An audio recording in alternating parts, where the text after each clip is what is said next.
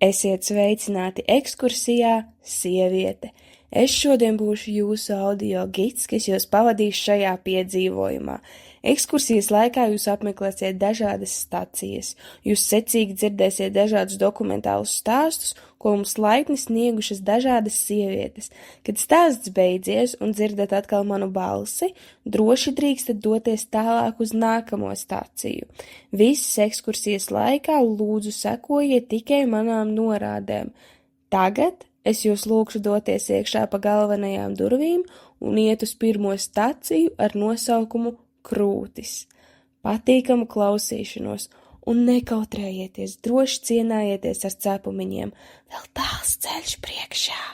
Bērnībā zināju, ka mammai ir krūtis.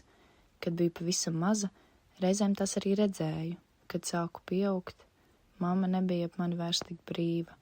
Sāku pārģērbties viena pati. Pienāca laiks, kad es mammas krūtis vairs neredzēju. Tajā laikā par to pat neaizdomājos, bet tagad jūtu, ka tas laikam man tomēr kaut ko nozīmēja. Kad 12 gados mamma man nopirka manu pirmo īsto krūšturi, es domāju, ka gals klāt. Ārprāts, cik šausmīgi nērti, spiež un ļoti beržas. Ar laiku es sāku pierast. Kad krūtis auga lielākas, tad krūšturi sāka palikt ērtāki. Vēl pēc laika uzzināju, ka tas, ka man ir krūtis, bieži nozīmē, ka katram garām gājējam piedāvāju pārgulēt. Pieaugot, manas krūtis man nesagādāja itin nekādu labsajūtu, un man tās galīgi nebija vajadzīgas. Taču nesen man bija sapnis. Sapnī man bija bērns. Nezinu, meitenīte vai puisīts, zinu tikai, ka man bija pilnīgi un galīgi vienalga. Bērns bija skaists. Es viņu ļoti mīlēju. Izteikta aina. Sēžu zālītē pie Daugavas un ar krūti baroju bērnu. Ir silta vasaras diena. Paskatos uz bērnu, paskatos apkārt un jūtu, ka no laimes varētu raudāt. Pamodos, piegāju pie spoguļa un izjūtu kaut ko pavisam jaunu. Es mīlēju savas krūtis. Man bija parādījusies ļoti liela cieņa pret tām.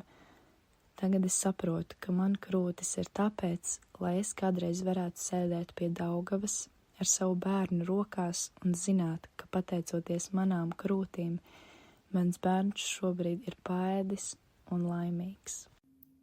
Paldies! Lūkšu jūs doties tālāk uz staciju Vasara. Kā man patīk vasara! Vasara taču ir tik jauki! Vai ne? Manas mīļākās bērnības atmiņas ir, kā tētis man mācīja peldēt. Kad iemācījos, vasarā man no ūdens nevarēja dabūt ārā. Peldēt mīlu vēl joprojām. Varbūt ne tik kaislīgi, bet mīlu tāpat. Ūdens ir mana stihija. Es citreiz vasarā pārpeldu pāri Daugavai. To daru jau kopš pusauģu gadiem. Sāku kopā ar mammu, tagad viena. Parasti to daru 1 vai 2 reizes vasarā. Šodien izdomāju, ka būs īstā diena. Aizēju uz savu parasto peldvietu. Sāku peldēt. Ai, cik labi! Šis ir vienīgais, kas man dzīvē šobrīd ir jāsasniedz. Otrs krasts. Pat jau tas ir. Es to izdarīju. Es varu visu. Labi.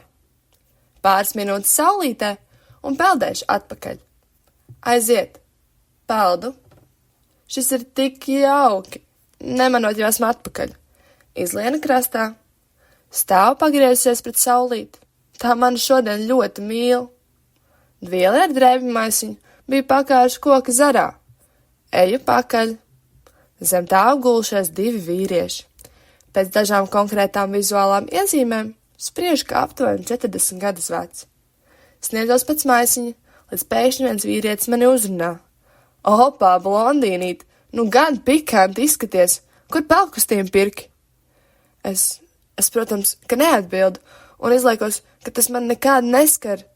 Taču tagad katru reizi, kad eju peldēt, savas drēbes nolieku tādā vietā, kur, manuprāt, neviens tuvumā neies. Paldies jau otrajai sievietei par savu stāstu. Nākamā stacija ir stacija ar nosaukumu Beidzot. Šī sieviete ar mums dalījās gan pārdzīvojumos, gan lielos priekos. Lūdzu, klausāmies! Es beidzot paliku stāvoklī. Es esmu tik laimīga, man ir tik slikti, bet es esmu tik laimīga. Mēs ar vīru gājām pie neskaitāmiem ārstiem, neviens nespēja neko pateikt konkrētu. Jācenš. Nu, mēs arī centāmies, līdz beidzot sanāca. Es 3 dienas pēc kārtas raudāju no laimes.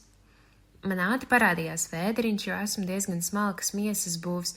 5. mēnesī jau izskatījos kā citas, iespējams 7.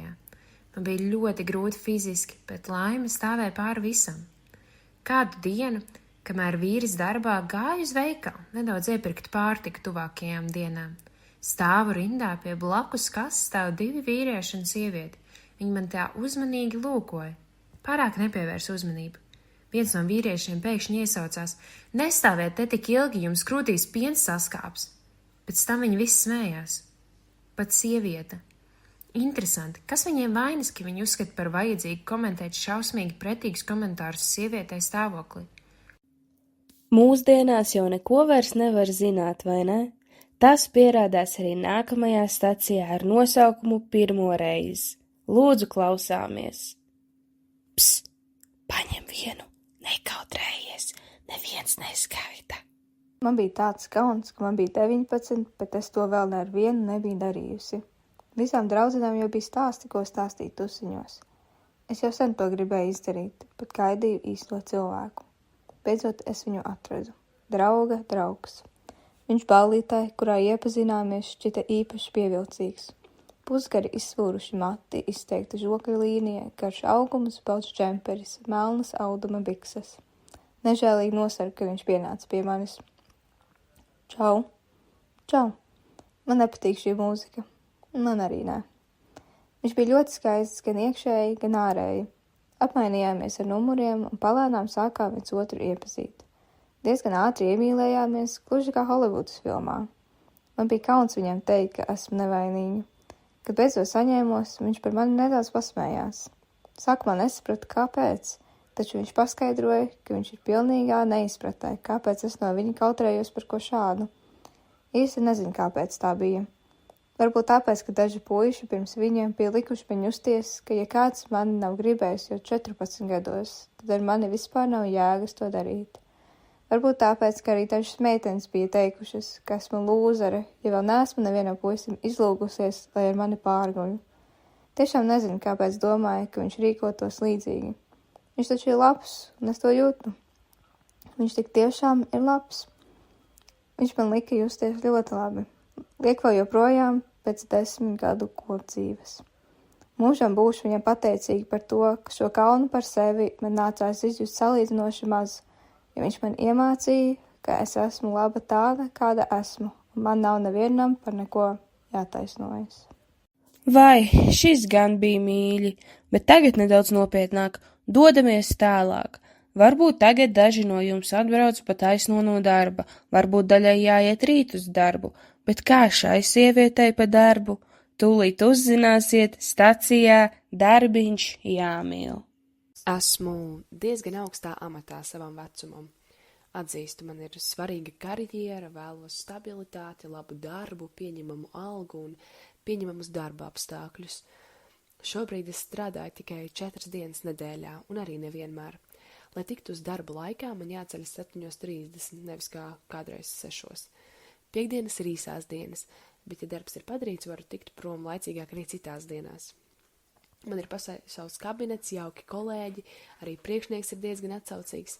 Nesen man piešķirt darba mašīnu, jo sakarā ar darba pienākumu paplašinājumu diezgan daudz nākas braukāt pie klientiem. Beidzot jūtos tā, ka kādam ar savu darbu palīdzu un no tā ir kaut kāda jēga. Uzskatu, ka pieņēmu pareizu lēmumu, mainīt savu darba jomu, jo iepriekš savos darbos biju jutusies patiesi nelaimīga. Beidzot es daru kaut ko, kas man sanāk un arī patīk. Mani pieņēma bez pārbaudas laika. Priekšnieks laikam manī redzēja īpašu potenciālu, viņš man likās jauks, bet interesanti, ka otrdienas darbi nāca ar šīm sajūtām, taču trešdien ejot to pašu ceļu, jutos kā pilnīgākā muļķe.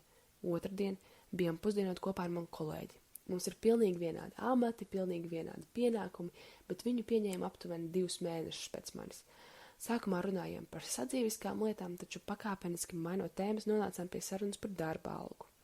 Viņš man neko ļaunu nedomādams atklāja, cik pelna. Pēc īsiem aprēķiniem secināja, ka mans kolēģis, vīrietis, ar tādu pašu amatu un pienākumiem kā man, pelna par 23% vairāk nekā es, sieviete. Nu, matemātika nav mana stiprā puse, bet 23% laikam šajā gadījumā ir diezgan daudz. Bet tagad esam nonākuši ekskursijas galā un dosimies uz pēdējo staciju Skriet kā meitenei, kur, jā, jūs jau uzminējāt, būs par skriešanu. Aiziet! Man ļoti skolā nepatika sports. Es nemācēju ne lekt, ne mest, ne skriet. Visi par mani smējās. Puišiem mīļākais uzbrauciens bija tu totāli skrien kā meitene. Skola pagāja, šis arī pagāja. Ļoti daudz gadus es neskrēju vispār. Līdz brīdim, kad man nakts vidū bija jāskrien tālu, tālu prom, kad es sapratu, ka līdz rītam var arī neizdzīvot. Stikla vāžu lauskas ar puķēm pa zemi, kas vēl bija palikušas no reizes, kad viņš man atvainojās par pēdējo incidentu. Nogāztie galdi, salauztie krēsli. Tas viss man gāja galvai cauri, kamēr es skrēju, ko vien kājas nes. Manas nabaga, zilomainās kājas, un es vienā džemperītī un šortiņos skrienu prom, skrienu kā meitene. Nu, cerēsim, ka drīz atvainošanās tiks sagaidīta, jeb citādi tā vāzīte te jau ilgi tukša stāv, kaut kā nesmuki. Bet es jūs apsveicu ar ekskursijas sieviete beigām. Man jums viens māziņš pēdējais lūgums. Mēs ļoti novērtēsim katru jūsu komentāru, tāpēc nedaudz uz priekšu atrodas lapiņas, uz kurām ļoti jūs lūdzu uzrakstīt nelielu atsauksmīti par ekskursiju, to kārtīgi salocīt un iemest kastītē. Kad tas izdarīts, esat brīvi.